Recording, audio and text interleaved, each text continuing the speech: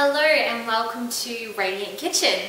So it's been a while since I've done a video of myself making a recipe that I really love, but this one is so simple and such a great alternative for chocolate because normal chocolate is just full of sugar, and I am a big chocolate lover, so I found this really awesome recipe from Sarah Wilson and her I Quit Sugar cookbook, which is here. So today I will be putting together my raspberry ripple and showing you how easy it is and how tasty this recipe is. So let's get started. I've already got some of the stuff prepared. So in a bowl here I have melted down some coconut oil and some butter. So I will put the recipe along with this video so you can see quantities. This recipe is also on my website, so check it out. So the butter and coconut oil is already melted in this bowl, so that I will pop to the side.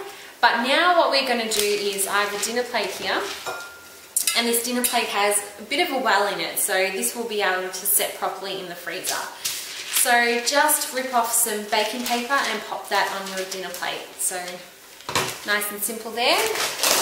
Now we're going to use a third of berries. So the recipe says raspberries, but I love to mix it up with a mixture of berries. So make sure they're frozen berries. So just open this packet up, and it's a third of a cup of berries. So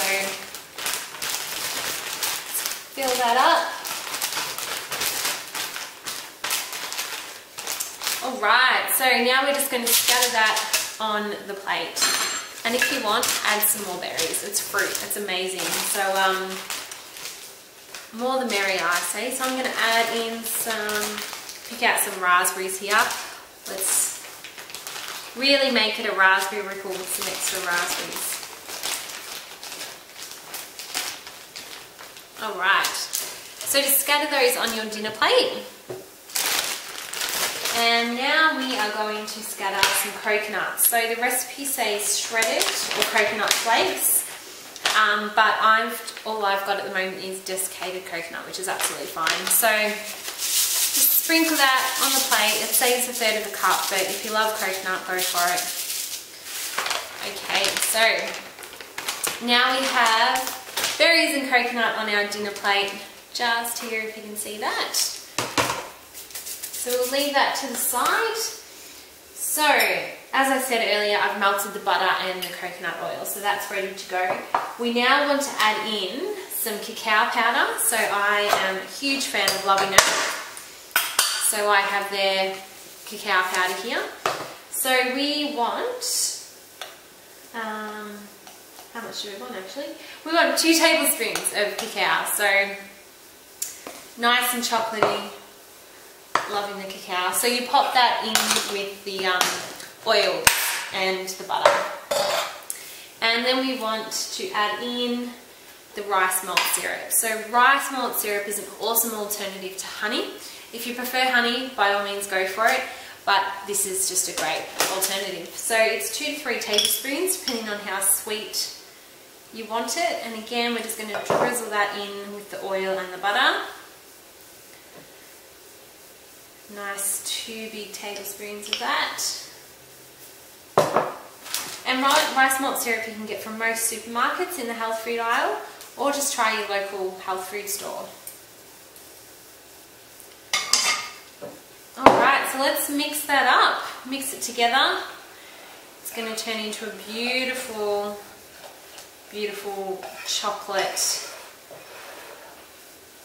Smells absolutely delicious. What better combination than chocolate and coconut, to be honest. And with this recipe, just make sure it's salted butter, not unsalted, because you want that taste, not saltiness, but you'll find that a lot of chocolate recipes, especially health food wise, ask for a pinch of salt, and this is because it brings out the flavour in the cacao.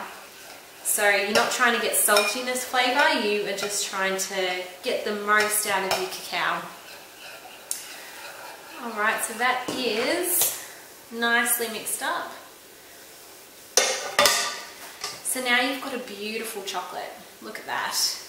Absolutely gorgeous. Alright, so now all we're going to do is pour this over the top of the berries and then pop it in the freezer for 30 minutes. So let's drizzle this over our dinner plate, over the berries and the coconut. Absolutely delicious. Alright, spread it around. Get it all over that dinner plate. So just, I've got a spatula that I'm using right now just to spread it out. And add some more berries if you like. The great thing about this recipe is you can play around with it. So I will pop that into the freezer for 30 minutes.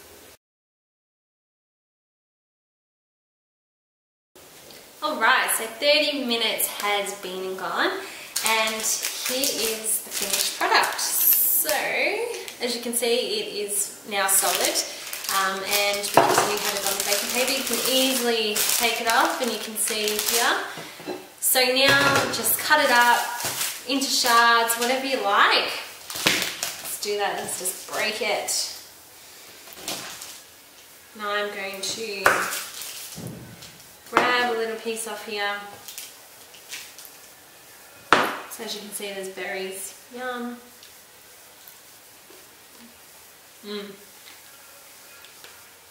Really good.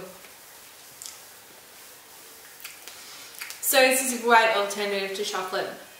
So give it a go. Enjoy it, love it. Eat it in moderation, so don't eat the whole thing. But yeah, if you want to cut back on chocolate and sugar, give this a go as a snack. Thank you so much for joining me in the Radiant Kitchen. I hope you enjoyed it. Bye.